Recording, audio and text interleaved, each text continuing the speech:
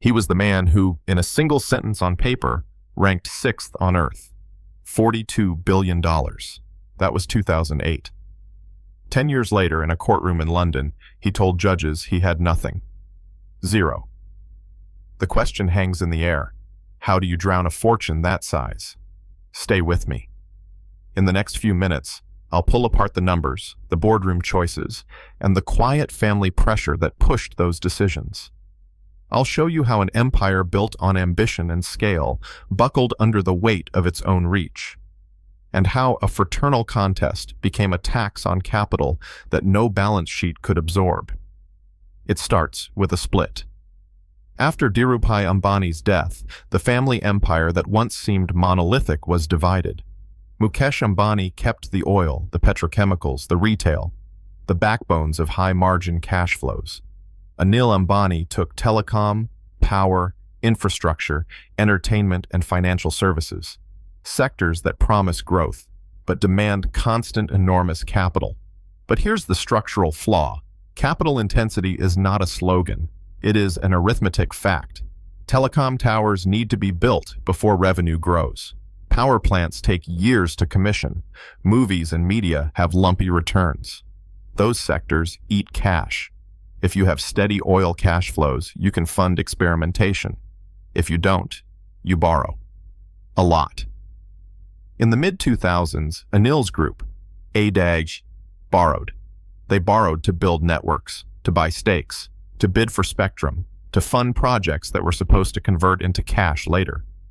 The world still respected the Reliance name. Banks wrote checks.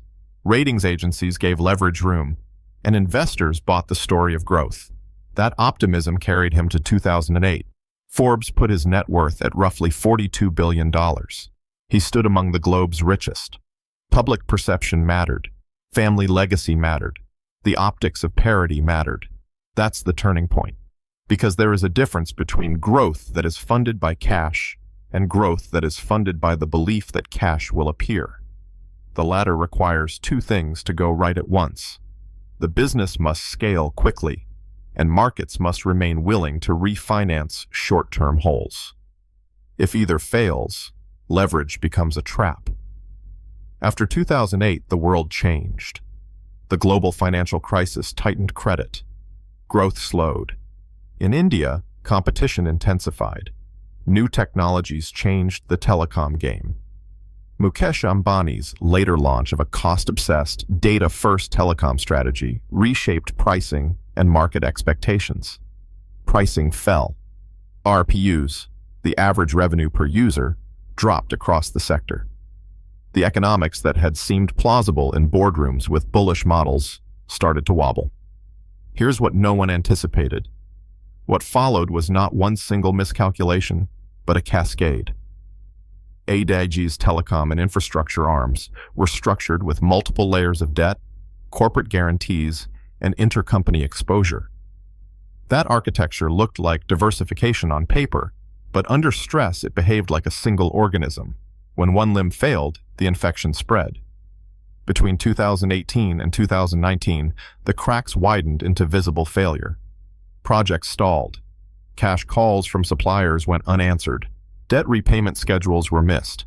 By the time auditors, lenders, and courts began to tally losses, loan defaults across the telecom and infrastructure businesses totaled over Rs 43,800 crore, roughly $5.5 billion. What had been manageable slices of debt were now a systemic pile of unpaid obligations. This is where the system breaks down. To understand why, imagine two cousins racing to buy the same island. Each wants to prove they can build something grander. One has an ongoing cash engine. The other must show he can match vision with speed. The second sides more heavily with borrowed money, hoping momentum will cover financing costs. That rivalry adds an invisible premium to every bid, every acquisition, every project.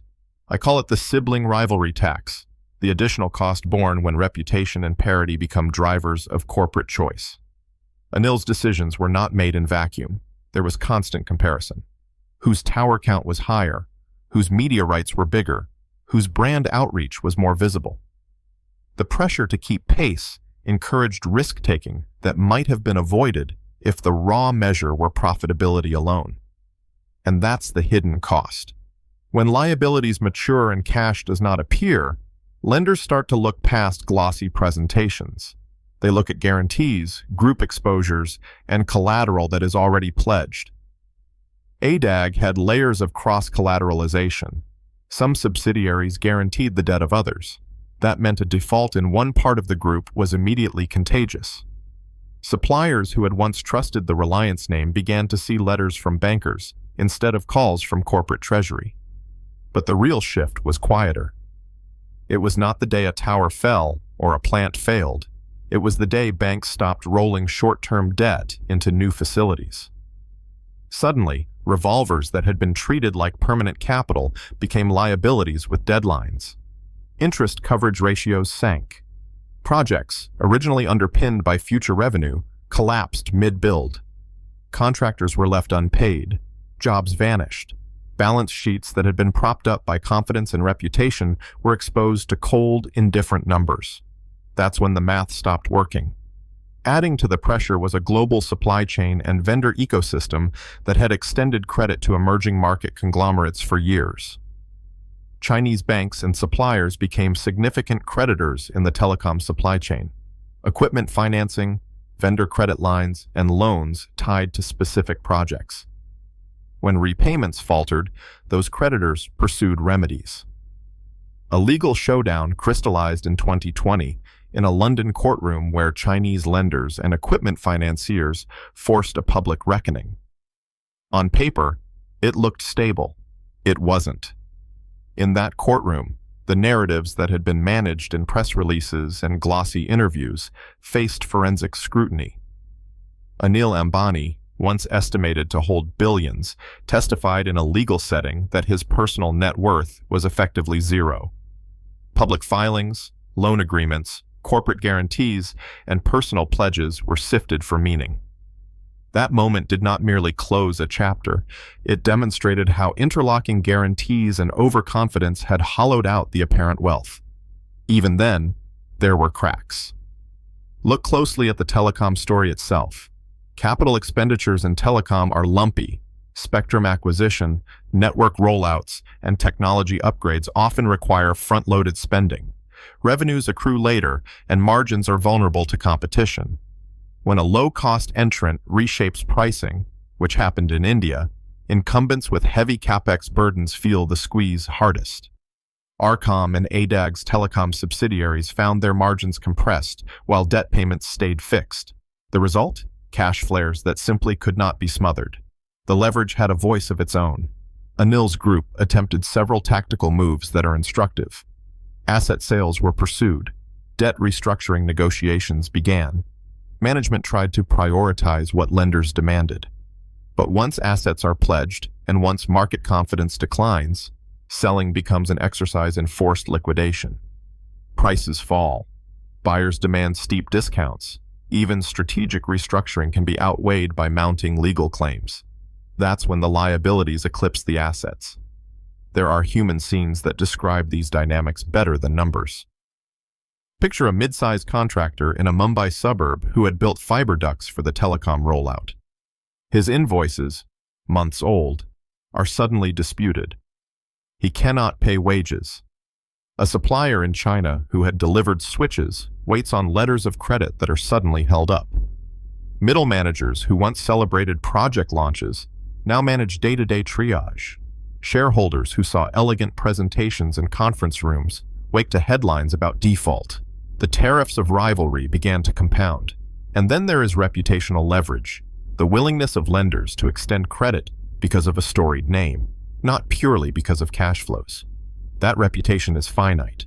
Once performance misses repeatedly, the same brand that opened doors becomes the reason lenders close them. For family conglomerates, reputation has value as capital, but it's not an on-balance sheet asset, and it can evaporate faster than anticipated. What followed was predictably messy. When lenders pursue recovery, they do so with instruments that are precise and public. Arbitration clauses, cross-border enforcement, court injunctions. In ADAG's case, creditors used jurisdictions like London because of their enforcement frameworks. Those proceedings did more than seek repayment. They exposed the structural weaknesses for the world to see. Financial disclosures were pulled apart. Guarantees that had been conceptual in boardroom slides were laid out in black and white. Liquidity turned from a cushion into a trap. From a forensic perspective, certain indicators are predictable harbingers of collapse. Rising short-term borrowings relative to cash reserves, falling cash conversion cycles, increasing frequency of delay in vendor payments, growing reliance on promoter support in absence of free cash flows. ADAG displayed many of these signals in retrospect. They were not necessarily secret. They were just spread across companies and across borders, which delayed a consolidated view until the stress hit. Risk migrated from the ledger to the locker room. The story of Anil's fall is also an organizational story. When finance decisions are made through the lens of prestige and parity rather than through careful capital allocation, risk accumulates silently. Boards that allow guarantees to be given without holistic stress testing contribute to vulnerability. Minority investors and creditors are then left to reconcile the market myth with the economic reality. Control and capital started speaking different languages. By 2018 to 2019, defaults totaling over Rs 43,800 crore could not be papered over. Auctions, forced settlements, and legal judgments eroded enterprise value further. Even attempted rescues by selling non-core assets proved insufficient to close the gulf between expected cash flows and outstanding liabilities. The enterprise that once seemed diversified became constrained by the weakest pillars. The books told a different story than the PR. Let's return to the human scale. In a London courtroom, the spectacle of a man once among the richest stating he had no personal wealth is humiliating not only personally but structurally. It signals the end of a certain investor confidence. Lenders bargain harder. Regulators take notice. Business partners become risk-averse. The ripples affect suppliers, employees, and smaller shareholders who trusted the stability of the firm. In the end, the balance sheet told the truth. There are broader lessons here for anyone who studies corporate dynasties or runs a capital-intensive business. First, separate reputation from capital. Reputation can buy time, but it cannot pay interest. Second, avoid cascading guarantees. If one unit's failure threatens an entire group, the diversification is illusory. Third, match the pace of growth to the capacity to carry risk. Rapid expansion that depends on ongoing refinancing is vulnerable to shifts in sentiment. But none of this eliminates the human dimension. The Ambani story is not merely a cautionary tale about leverage. It's also about two brothers, different portfolios, and the pressure inherent in familial comparison.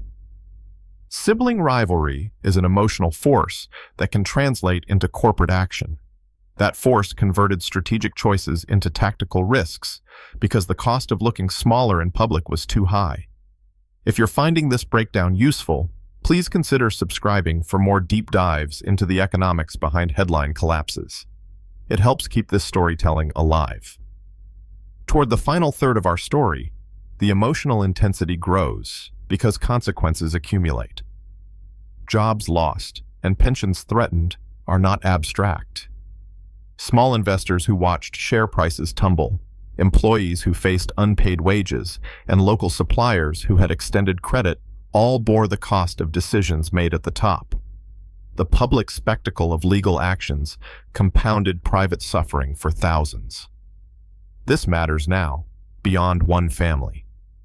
The era of large, founder-led conglomerates in emerging markets requires new governance frameworks. Lenders increasingly demand transparency, ring-fencing, and stricter covenants. Regulators push for clearer disclosure. Corporate boards face pressure to adopt independent oversight and to limit cross-guarantees that make failure contagious. The forensic lesson is clear.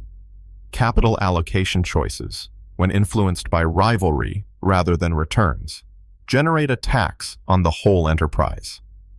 That tax can compound until the only payment available is bankruptcy and litigation. And finally, The human lesson. Wealth built on borrowed time rarely survives the day the music stops. When markets turned, the story of rise became a story of unraveling. The man who once ranked sixth globally confronted the arithmetic of liabilities and listened as the ledger, not headlines, dictated his fate. If this account resonated with you, there are more stories like this. Deep dives into families, balance sheets, and the quiet mechanisms that govern collapse. Subscribe, and we'll revisit them together. A dynasty is not only its assets, it is the governance that preserves them, the capital discipline that sustains them, and the humility to accept limits. The sibling rivalry tax is real because human motives translate into corporate consequences. When the cost of parity exceeds the value it creates, the result is not merely a failed strategy. It is a human story of misjudged ambition, collateralized hope, and the slow, public unmasking of assumptions once taken for granted.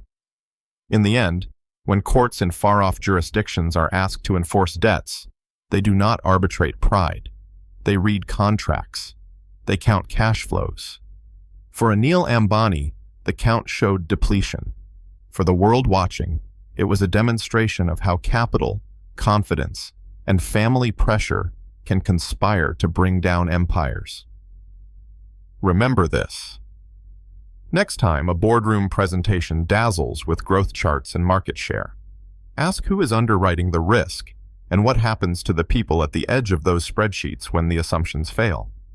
Because when the leverage is revealed, the cost is rarely borne only by the billionaire on a magazine cover. Thank you for listening. If you want more forensic histories like this, subscribe and join the next one, where we pull apart another empire and trace the human cost behind the headlines.